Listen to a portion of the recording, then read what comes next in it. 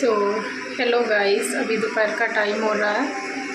तो मैं रेडी हो गई हूँ और मैंने ब्लू कलर की साड़ी पहनी हुई है और अभी ना 2:10 हो गया, मतलब लेट हो रही हूँ। अभी मैंने ना आज खीर बनाई हुई है। वैसे तो डेली पंचामृत लेके जाती हूँ, लेकिन आज मैंने खीर बनाई हुई है और कथा स्टार्ट हो चुकी है। बेटू चाची इधर स्लीपर लेने गया, अभी तक नहीं आया, उसको लेने जाना पड़ेगा। तो मैंने सोचा कि मैं अपना वीडियो स्टार्ट कर लेती हूँ, उसके बाद टाइम नहीं मिलेगा। तो मैं अभी बस वो खीर बनाई उसको पैक करूँगी और बेटू को कपड़े पहनाऊँगी, बस फिर निकलूँगी। ठीक है, तो मैं आपको एक बार बैक कैमरे से दिखा देती हूँ। उसके बाद वहाँ से आने के बाद हिम्मत नहीं पड़ती कुछ भी करने की, तो मैं अभी आपको दिखा देती हूँ, उसके बाद कुछ नहीं दिखा पाऊँगी। देखिए, मैंने ये ब्लू कलर की साड़ी पहनी हुई है, ठीक है।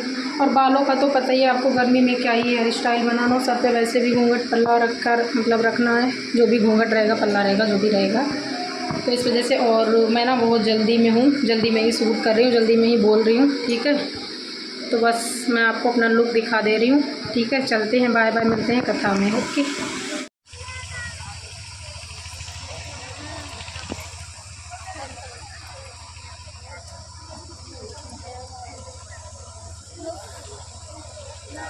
बेटू सीधे बैठ जाओ, सीधे इधर पीछे बैठ जाओ। क्या चाहिए, क्या चाहिए?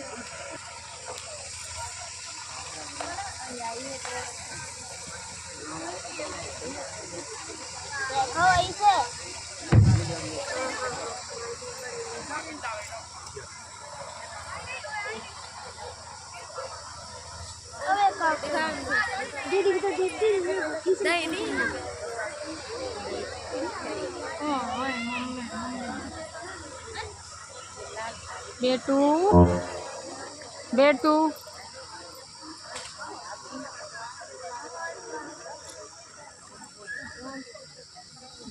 बाबू क्या है?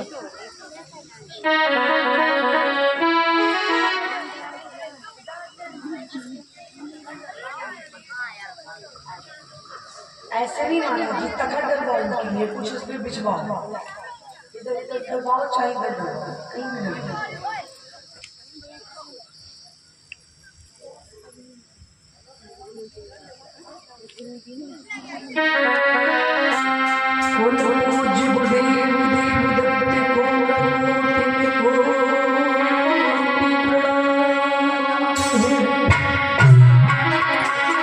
छठवां दिवस है, पता नहीं चला है कि छठवां दिवस है। हमें तो लगता नहीं है कि आज छठवां दिवस है, पर जब देखा तो ऐसा लगा कि आज छठवां दिन है। जो अंदर से कुछ ऐसा फील हो रहा है कि नहीं कि मैं गलत बोल रही हूँ।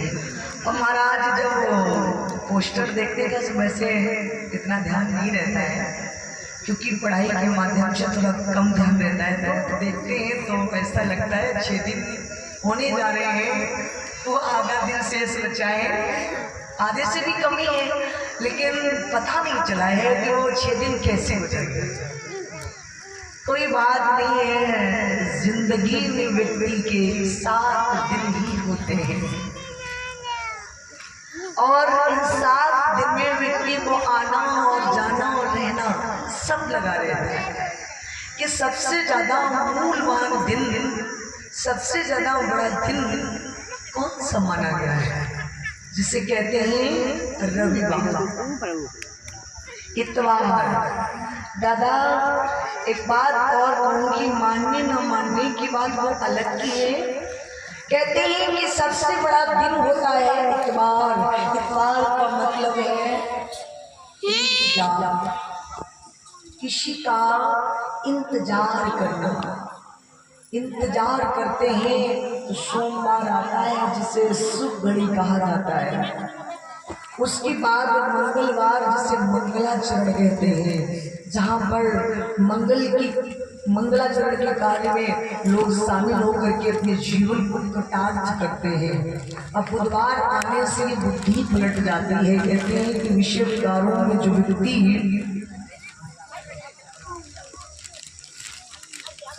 भ्रमण करता है उसकी बुद्धि बदल जाती है। तो गुरु की शरण में जाना सीधे बैठ जाओ, सीधे बैठ, ऐसे कहते हैं सीधे बैठ जाओ। गुरुवार।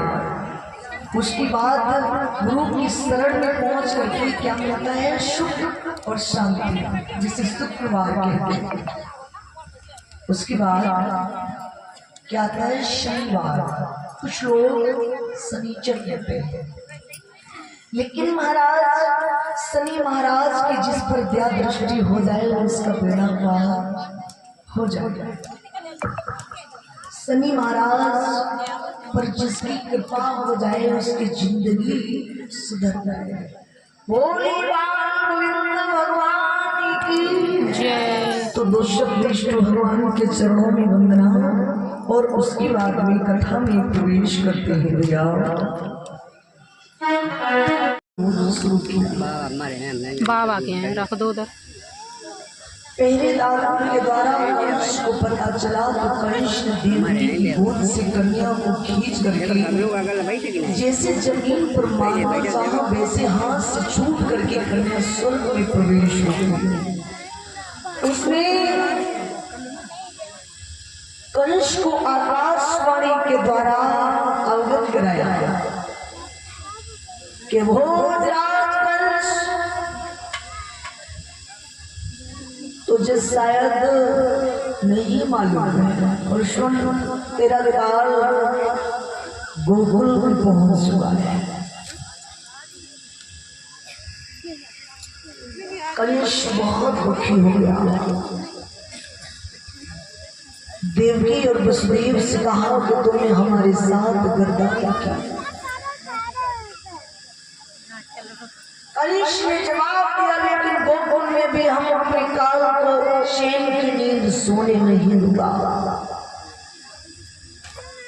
कंस ने अकटासुर, बकटासुर, धेनुकासुर, अकासुर, बकासुर, त्रिडासुर इत्यादि राक्षसों का भेज कर बुला करके भेजा कृष्ण को अपने काल को मारने के लिए। और भगवान कन्हैया ने बारी बारी से सबका उद्धार किया। अंत में मोल की बहन उतना भेजी जब भगवान कन्हैया की उम्र थी 5 दिन की।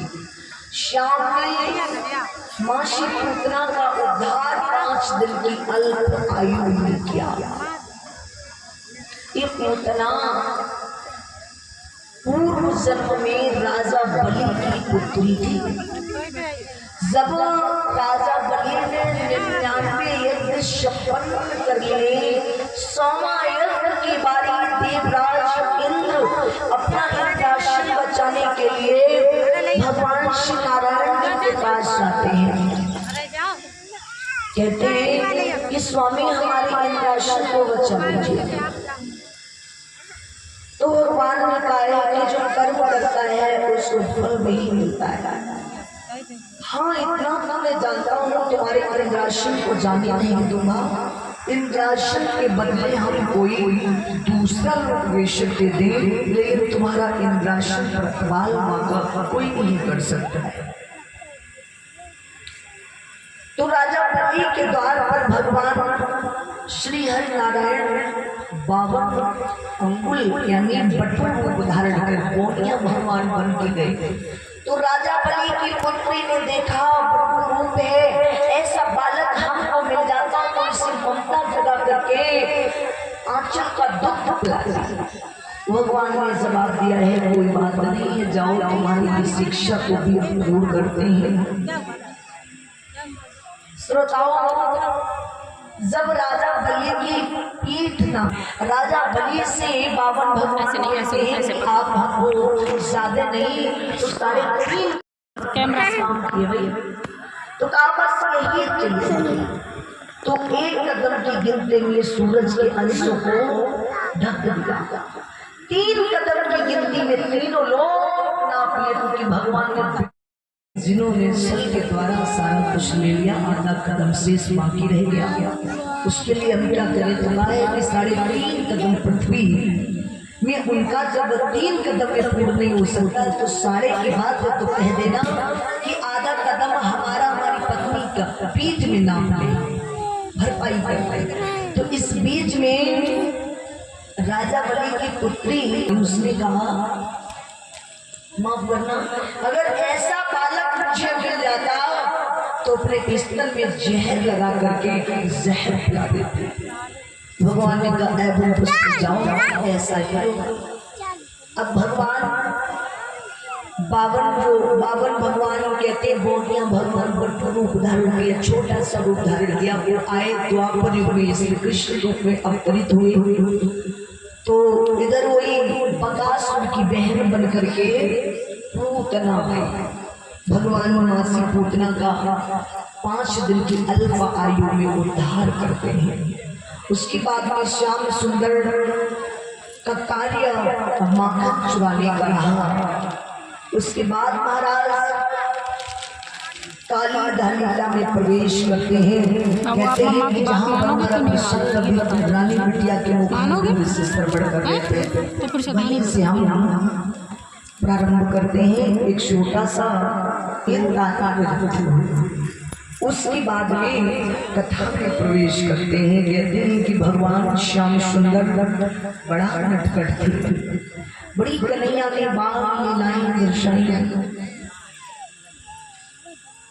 तो एक छोटा सा भाव से कीर्तन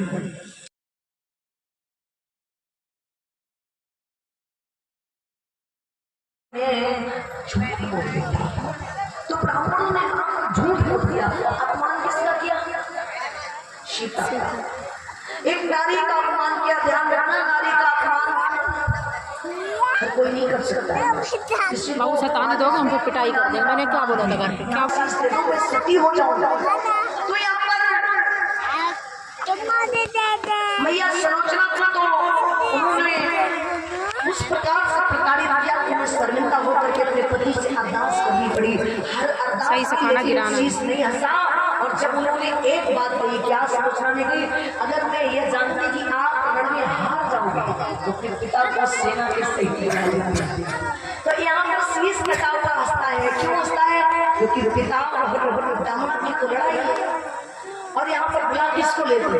तो जब शीश हंसा तो रामा दल का भी सर, भगवान श्री राम का भी सर झुक गया एक नारी की खातिर। तो यहाँ पर नारी शक्ति बहुत बड़ी चीज है, छोटी चीज नहीं है। तो क्या हुआ कि सीता माता का ही नहीं बल्कि नारी का अपमान किया।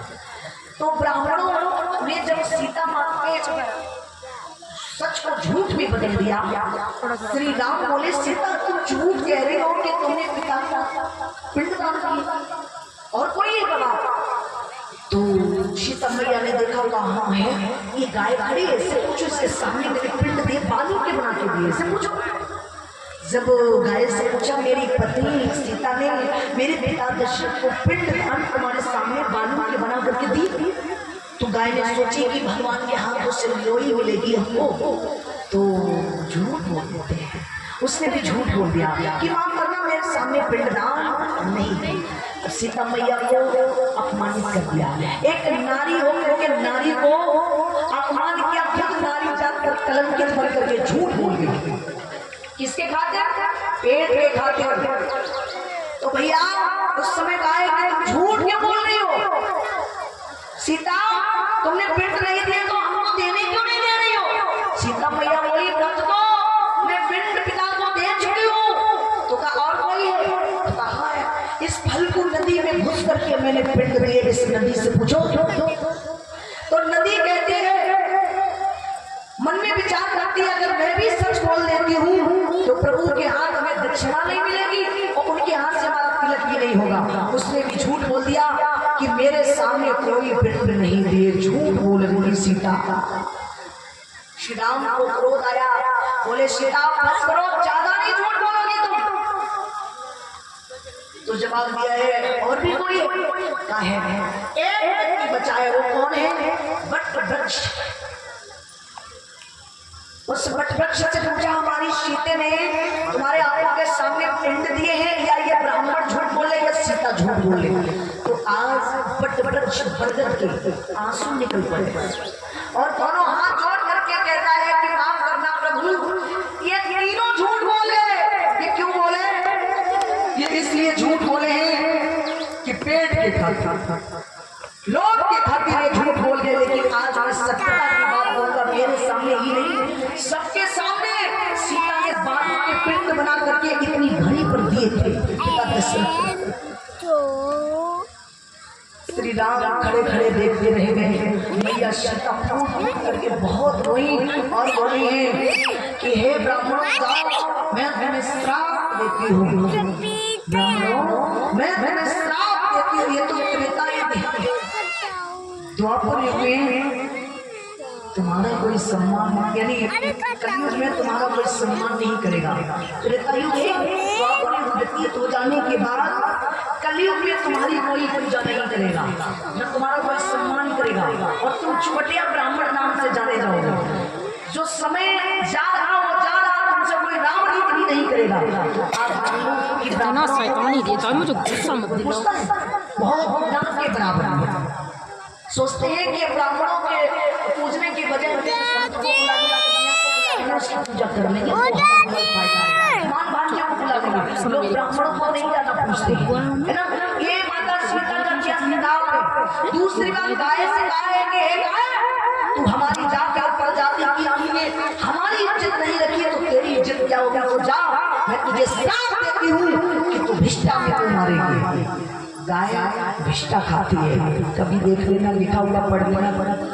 कभी अगर गाय देसी गाय हो तो इतना ये भिष्टा मुंह मारती है, सीता का किया हुआ श्राप है।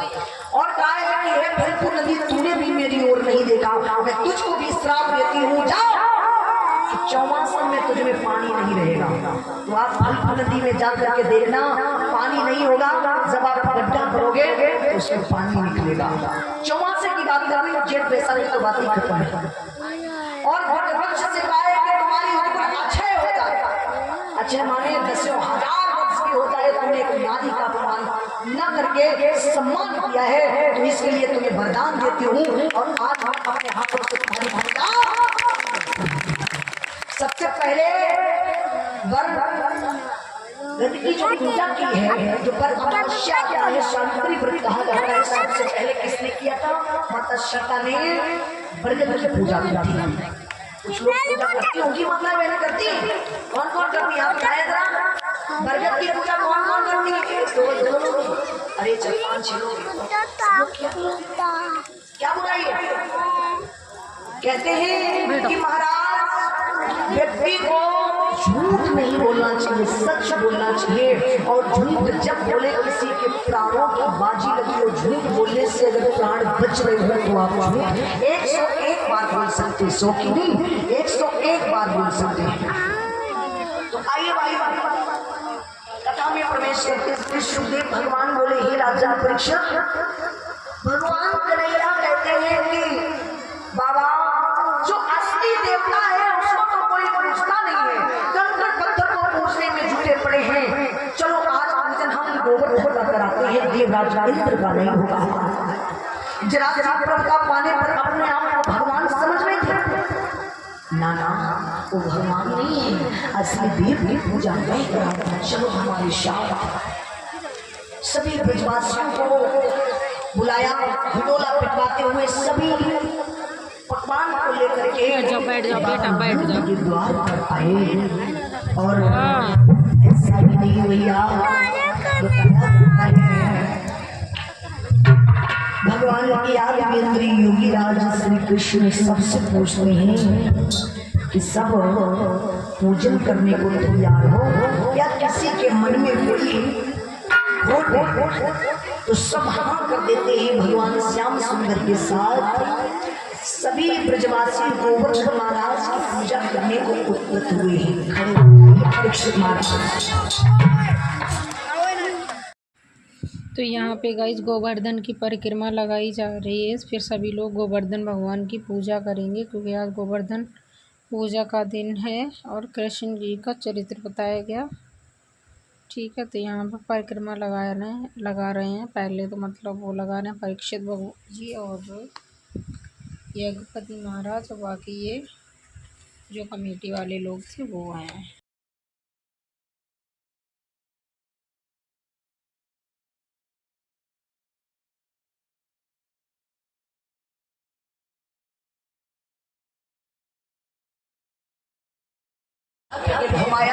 घुमाते ही जमीन पर मार दिया और हाथी का प्राणांत हो गया। जोरदार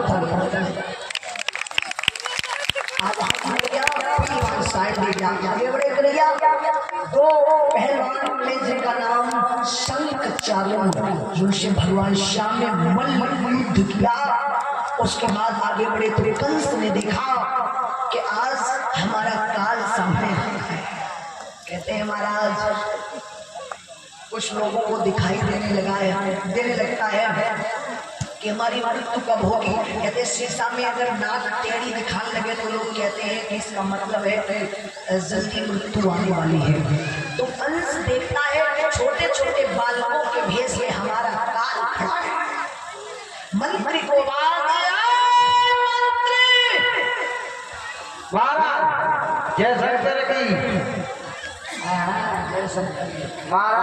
सुनाओ, ये बारे से वाले बच्चे हमारे सामने क्यों आ रहे हैं? अरे बच्चे ना आ रहे, तुम्हें बच्चे वाला पत्थर महाराज। इनसे कौन है यहाँ के साथ? ये बच्चे ना है, मालिक है और कौन है? क्यों मालिक? वे मालिक के परिवार के सब लोग बैठे हैं।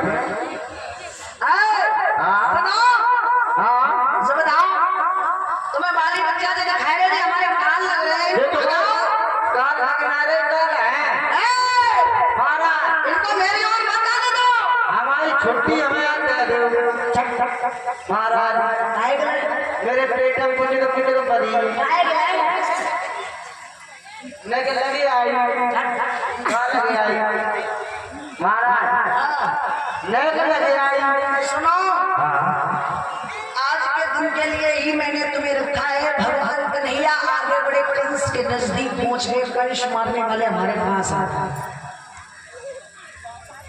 गया भैया, जो कंस को मारो सो चलेगा।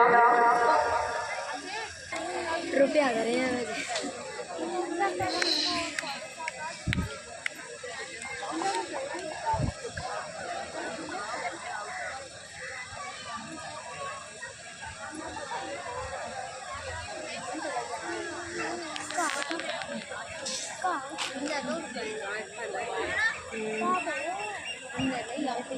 बोलिए खड़गनानंद महाराज की, बोलिए खड़गनानंद महाराज की।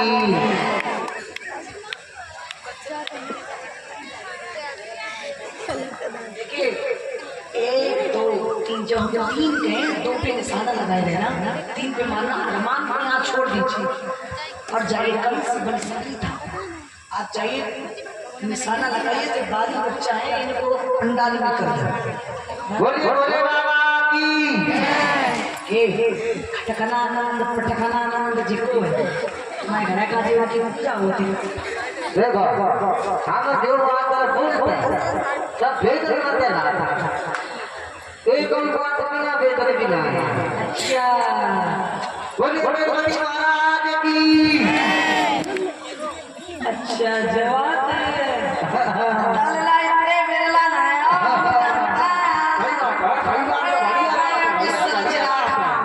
बहुत अच्छी बात है। आइए भैया, ये बाली बच्चन को इधर करो साइड में।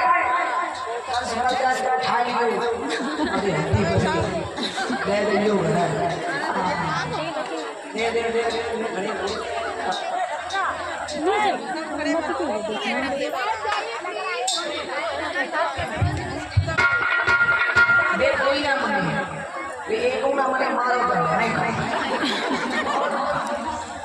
सही माता मेरे से हाथ जोड़ कर निवेदन है, सब एक कमरा में बंद करके उनका मत चलिए, ताल लगाए तो चुप चलिए।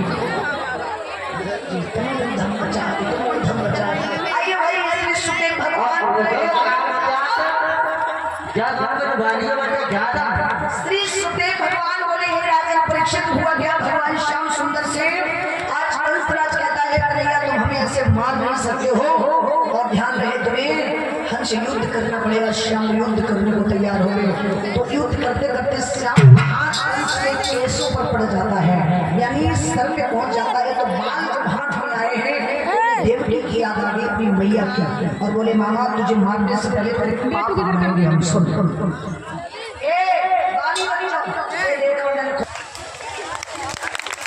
इनको दक्षिणा दो, पहले इनको दो और तुम दक्षिणा हमको दो। तुम दो तुम्हारा काम है, हाथ छोड़ो। जस्ट मैं ना अभी अभी आई हूँ और हालत देखो कैसी हो गई है। और इधर देखो ये प्रसाद खाने में लग जाते हैं, मैं आके अपना वीडियो रिकॉर्ड करने लगती हूँ, ये प्रसाद खाने लग जाते हैं। और आपको दिखाओ इतना अंधेरा हो जाता, सोचो आते आते हम लोगों को। और आज मतलब रात को भी होने वाली है कथा, रात को 9 से 11। बट वही है कि अकेली हूँ, अगर ये होते तो बेटू को देख लेते तो मैं चली जाती। अब अकेले बेटू का भी सोने का टाइम हो जाएगा, तो इसलिए मैं नहीं जा पाऊँगी। अगर कल हुई तो जाएंगे, क्योंकि हो सकता है कल दोपहर तक ही आ जाएंगे। तो ठीक है, तो गाइस मैं ना चेंज करने जा रही हूँ, तो मैंने सोचा मैं अपने वीडियो का एंड कर दूँ। तो अगर आपको मेरा ये कथा वाला ब्लॉग अच्छा लग रहा है तो लाइक करना, सब्सक्राइब करना, ठीक है, और शेयर करना। मिलते हैं नेक्स्ट ब्लॉग में, तब तक के लिए बाय।